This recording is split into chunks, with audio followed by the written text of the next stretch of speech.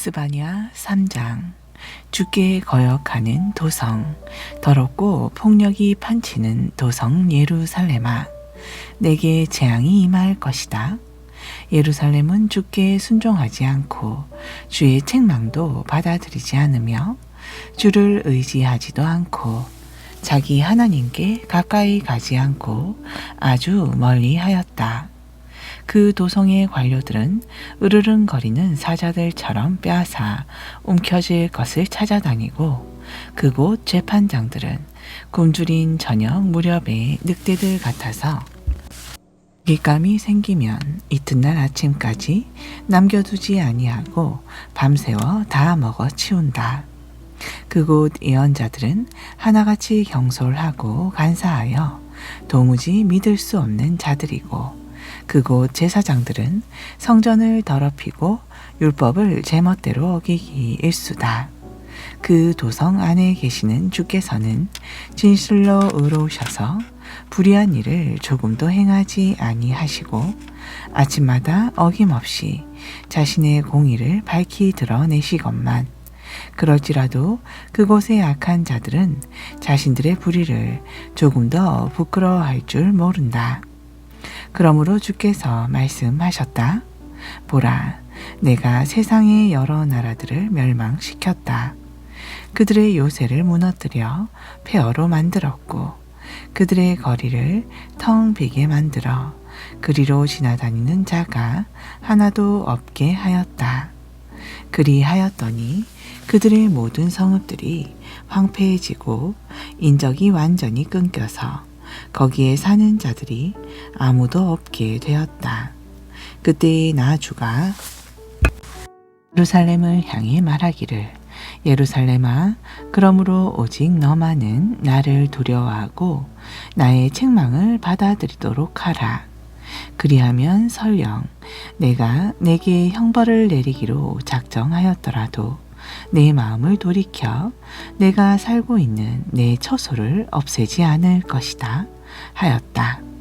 그리 말하였는데도 그들은 자신들의 악한 행위를 그치지 아니하고 부지런히 더러운 타락의 길을 걸었다. 그러므로 나 주가 말한다. 예루살렘아, 이제 너는 각오하라. 내가 일어나 너희를 벌할 그 심판의 날을 기다려라.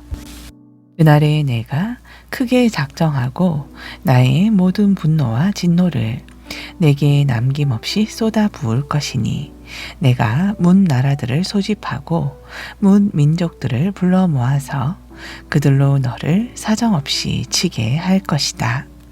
그때에 내 온 땅은 활활 타오르는 나의 질투의 불길에 다 타버릴 것이다. 주께서 말씀하셨다. 그러나 그 후에는 내가 모든 민족의 입술을 깨끗하게 하여 그들로 다 함께 어울려 나 주의 이름을 부르게 하고 모두가 한 마음으로 나 주를 섬기게 할 것이다. 또 그때에 나를 섬기는 내 백성들, 곧 내가 온 땅에 흩어놓았던 그 족속의 남은 자들이 저 멀리 구스강 건너편에서부터 손에 예물을 들고서 다 함께 내게로 나아올 것이다. 그날이 오면 너희는 더 이상 나를 거슬러 내게 저질렀던 모든 악한 행위에 대해 수치를 느낄 필요가 없을 것이다. 그 까닭은 그날에 내가 너희 가운데서 거만을 떨며 자랑을 일삼던 자들을 모두 제거해 버릴 것이므로 너희가 다시는 나의 거룩한 산에서 거만하게 행동하지 않을 것이기 때문이다. 그날에 내가 너희 가운데 온유하고 겸손한 자들을 남겨둘 것이니 그들이 나 주의 이름을 신뢰하고 의지할 것이다. 참으로 이스라엘의 남은 자들은 악한 일을 행하지 아니하고 거짓말을 하지 아니하며 그 혀로 속임수를 베풀지 않을 것이다. 그러므로 그들이 풍족히 먹고 편히 누워 있어도 그들을 놀라게 할 자들이 아무도 없을 것이다. 오 시온에 따라 노래하라. 오 이스라엘아 큰 소리로 외쳐라. 오 예루살렘에 따라 온 마음을 다해 크게 기뻐하고 즐거워하라. 보라 주께서 내게 내리셨던 형벌을 멈추셨고 내 모든 대적들을 다 쫓아내셨다. 그리고 이스라엘의 왕이신 주께서 친히 내 가운데에 계시고 항상 너와 함께 하실 것이니 이후로는 내가 더 이상 재앙을 겪을까 두려워할 필요가 전혀 없다. 그날이 오면 사람들은 예루살렘에게 이렇게 말할 것이다. 시온아 두려워하지 말라. 내 두 손을 늘어뜨리지 마라. 너의 하나님이신 주께서 너와 함께 계시니 진실로 그분은 능히 구원을 베푸실 전능자이시다. 바로 그분께서 너를 보고서 기쁨에 겨워 하시고 너를 사랑으로 새롭게 해주시며 너로 인하여 즐겁게 노래 부르며 기뻐하실 것이다. 주께서 말씀하신다.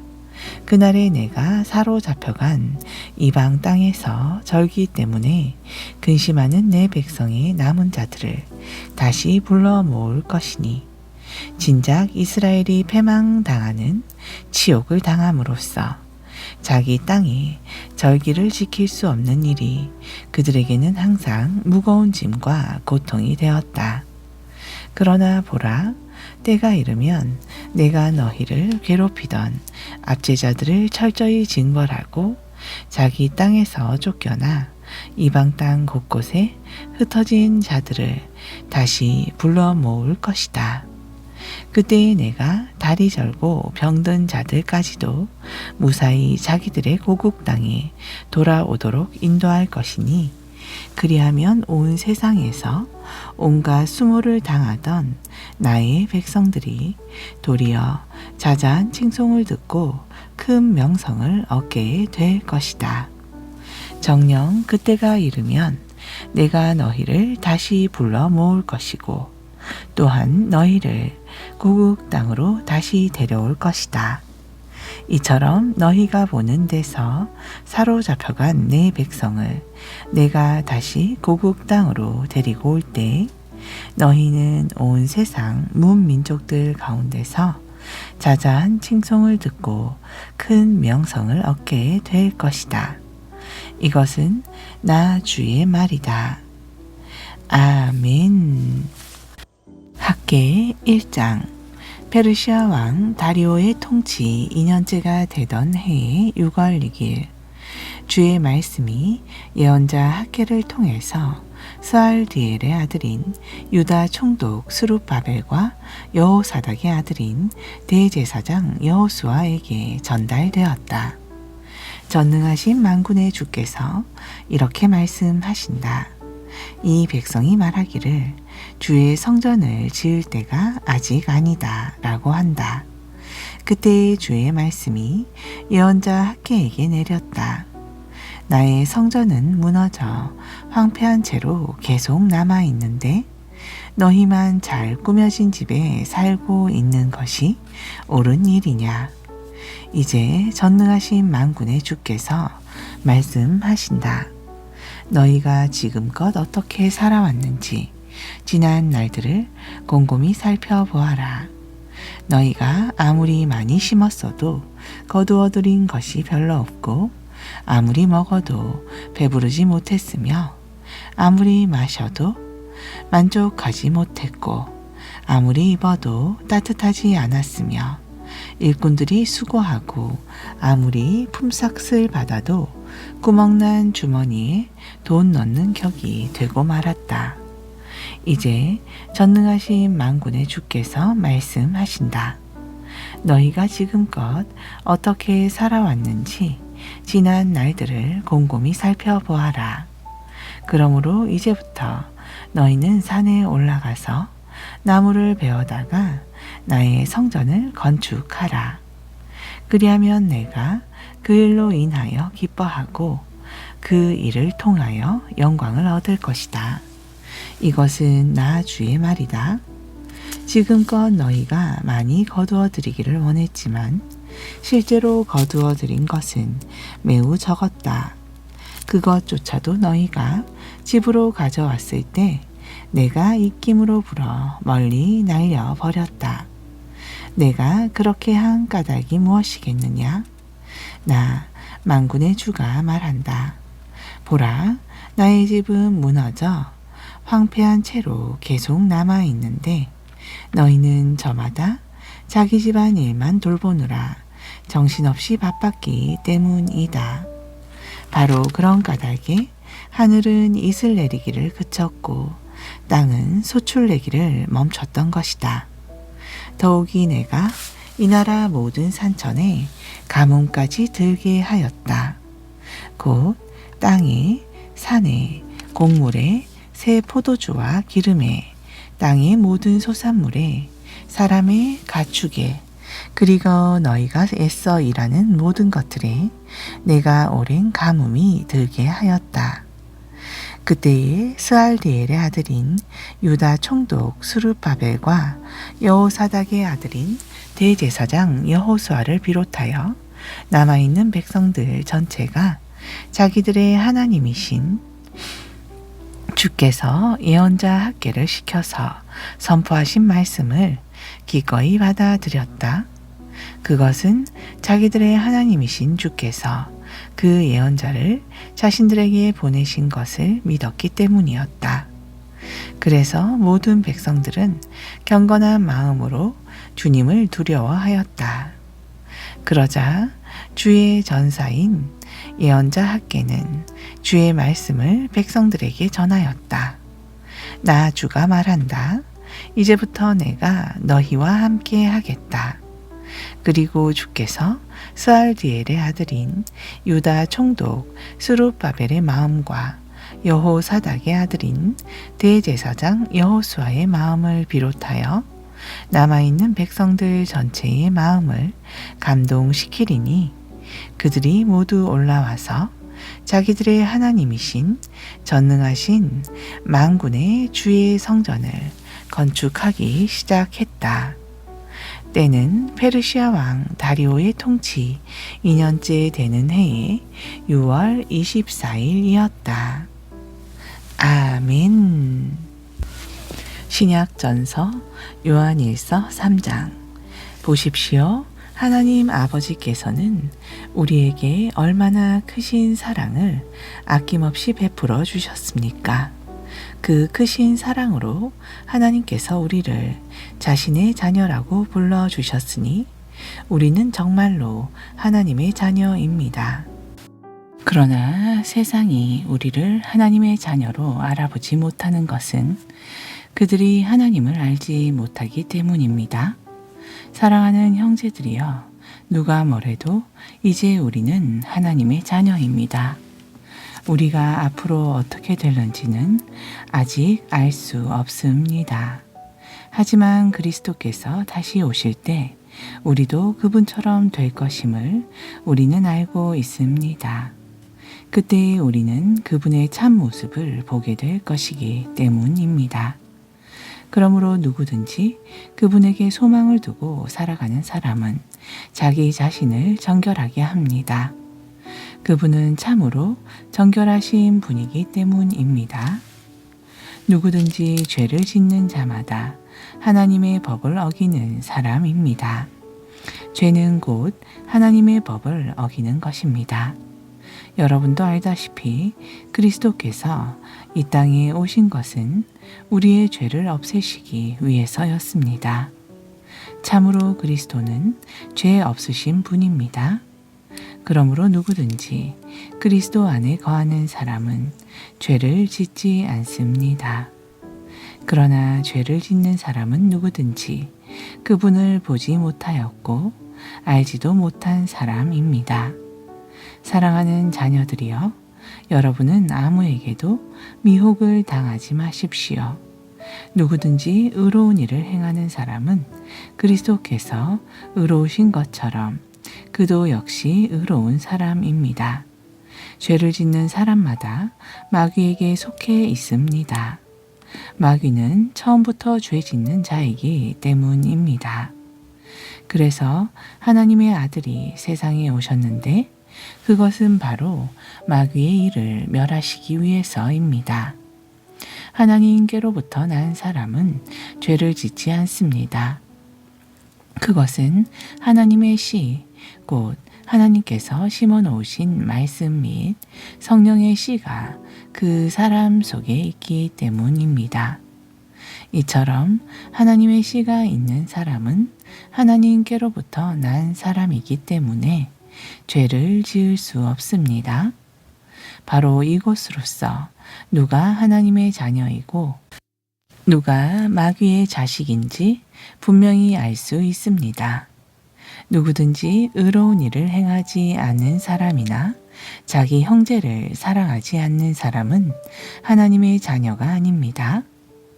여러분이 처음부터 줄곧 들어온 말씀은 무엇입니까? 그것은 서로 사랑하라는 것입니다. 우리는 가인 같은 사람이 되지 말아야 합니다. 그는 악한 자인 마귀에게 속한 자로서 자기 동생을 쳐서 죽인 자입니다. 그가 왜 동생을 죽였습니까? 그것은 단지 그가 한 행동은 악했고 동생이 한 행동은 의로웠기 때문입니다. 사랑하는 형제들이여, 세상이 여러분을 미워한다고 해도 조금도 놀라거나 이상하게 생각하지 마십시오. 우리가 알고 있는 바대로 우리는 죽음에서 생명으로 옮겨졌습니다. 우리가 이것을 아는 것은 우리가 형제를 사랑하고 있기 때문입니다. 사랑하지 않는 사람마다 여전히 죽음 가운데 머물러 있습니다. 누구든지 자기 형제를 미워하는 사람마다 모두 살인자입니다. 살인자에게는 영원한 생명이 없다는 것을 여러분은 잘 알고 있습니다. 그리스도께서는 우리를 위해 자기 생명을 바치셨습니다.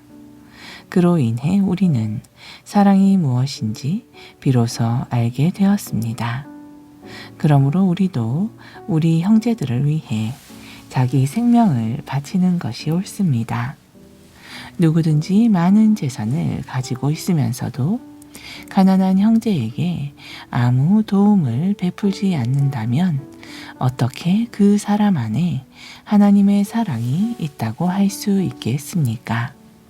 자녀들이여, 그러므로 우리가 말이나 혀로만 사랑하지 말고 행동으로 진실하게 사랑합시다.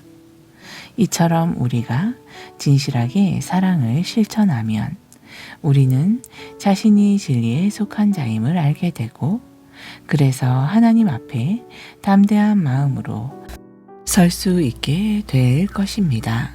혹시 우리 마음에 양심의 가책을 받는 일이 있다고 할지라도 우리가 꼭 알아야 할 것이 있습니다.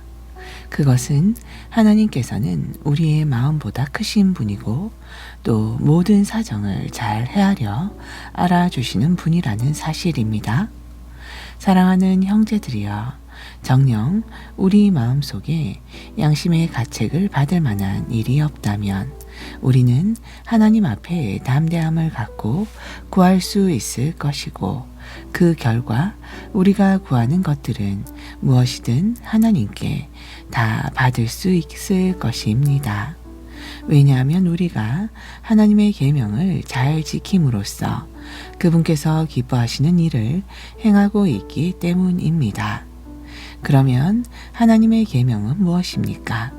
하나님의 계명은 바로 이것이니 곧 하나님의 아들 예수 그리스도의 이름을 믿고 그리스도께서 우리에게 명하신 대로 서로 사랑하라는 것입니다. 하나님의 이 계명을 지키는 사람은 하나님 안에 있고 또한 하나님께서도 그 사람 안에 계십니다. 우리는 하나님께서 우리에게 주신 하나님의 영, 곧 성령을 통해 하나님께서 우리 안에 계시다는 것을 사실을 알 수 있습니다. 4장. 사랑하는 형제들이여, 어느 영이든지 무턱대고 다 믿지 말고 그 영이 정말 하나님께로부터 나온 영인지 시험해서 분별해야 합니다. 왜냐하면 거짓 영을 소유한 거짓 예언자들이 세상에 많이 나타났기 때문입니다. 어떤 영이 정말 하나님의 영인지를 여러분이 분별할 수 있는 방법은 이것입니다. 곧 예수 그리스도께서 육신을 입고 세상에 오셨다는 것을 인정하는 영은 다 하나님께로부터 나온 영입니다. 그러나 그런 예수를 인정하지 않는 영은 모두 하나님께로부터 나오지 않은 영이므로 곧 그리스도를 대적하는 거짓 영입니다. 여러분은 일찍부터 그와 같은 거짓 영이 나타날 것이라는 주의를 받았는데 정말로 그런 영이 세상에 벌써 나타나 활동하고 있습니다. 사랑하는 자녀들이여, 여러분은 모두 하나님께로부터 비롯된 자들로서 거짓 예언자들을 능히 물리쳐 이긴 사람들입니다. 여러분 안에 계신 분이 세상에 있는 악한 자보다 훨씬 더 크시기 때문입니다. 세상에서 난 거짓 예언자들은 세상에 속한 자들이므로 세상에 속한 것들을 말합니다. 그런 까닭에 세상은 그들의 말을 듣고 따릅니다. 그러나 하나님께로부터 난 우리는 하나님께 속한 자들이므로 누구든지 하나님을 아는 사람은 우리의 말을 듣습니다. 반면에 하나님께 속해 있지 않은 자들은 우리의 말을 듣지 않습니다. 이곳으로서 우리는 누가 진리의 영이고 또 누가 거짓의 영인지 분별할 수 있습니다. 사랑하는 형제들이여, 우리가 서로 사랑합시다. 사랑은 하나님께로부터 왔습니다. 그러므로 사랑하는 사람마다 다 하나님께로부터 난 자들로서 하나님을 압니다. 그러나 사랑하지 않는 사람은 하나님을 알지 못합니다. 하나님은 사랑이시기 때문입니다. 우리를 향한 하나님의 사랑은 이렇게 나타났습니다. 곧 하나님께서는 자기 외아들 예수 그리스도를 이 세상에 보내주셔서 그로 말미암아 우리로 하여금 생명을 얻어 살게 하셨습니다. 사랑이 바로 여기에 있으니 곧 우리가 하나님을 사랑한 것이 아니라 하나님께서 먼저 우리를 사랑하셔서 우리의 죄를 용서해 주시기 위해 자기 아들을 화목제물로 삼아 이 세상에 보내주신 것입니다. 사랑하는 형제들이여, 하나님께서 이토록 우리를 사랑하셨으니 우리 또한 서로 사랑해야 마땅합니다. 지금까지 하나님을 뵌 사람은 아무도 없습니다. 그러나 우리가 서로 사랑하면 하나님께서 우리 안에 계시고 또한 그분의 사랑이 우리 안에서 완성됩니다. 하나님께서 우리에게 자신의 영, 곧 성령을 부어주셨으므로 우리가 하나님 안에 있고 또한 하나님께서 우리 안에 계신다는 것을 우리는 압니다. 그리고 우리는 하나님께서 자기 아들을 세상의 구주로 보내신 것을 보았고 또한 그 사실을 증거합니다. 누구든지 예수 그리스도를 하나님의 아들로 신앙 고백하면 하나님께서 그 사람 안에 계시고 그 사람 또한 하나님 안에 있습니다. 우리는 우리를 향한 하나님의 크신 사랑을 알고 또 믿습니다. 참으로 하나님은 사랑이십니다. 그러므로 누구든지 사랑 안에 있는 사람은 하나님 안에 있고 또한 하나님께서도 그 사람 안에 계십니다.